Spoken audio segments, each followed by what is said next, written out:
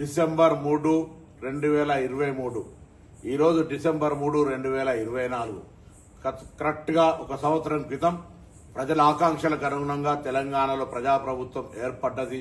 Congress party శాసనసభ్యులుగా majority విజయం సాధించినాం.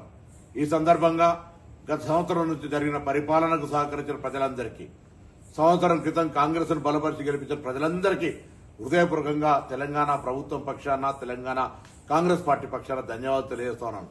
ముఖ్యంగా ఒక ఉద్యమకారుడిగా, విద్యార్థి నాయకుడిగా తెలంగాణ సాధనలో నా బాధ్యతను చూసి హుస్నాబాద్ నియోజకవర్గం నుంచి నన్ను శాసనసభ్యుడిగా గెలిపించిన హుస్నాబాద్ ప్రజలకు ప్రత్యేకించి ధన్యవాదాలు తెలియజేస్తూ, తప్పకుండా ప్రజల ఆకాంక్షలకు అనుగుణంగా ఈ సంవత్సర కాలంలో రైతులకు సంబంధించి తదితర అనేక సంక్షేమ కార్యక్రమాలు చేసిన మహిళలు కావచ్చు, ఇతరత్ర భవిష్యత్తు 4 సంవత్సరాలలో ప్రజల ఆకాంక్షలకు అనుగుణంగా ప్రజాస్వామ్య విలువలతోటి ప్రజాస్వామ్య రక్షణకై కాంగ్రెస్ పార్టీ భవిష్యత్తు కార్యాచరణ తీసుకుంటుంది.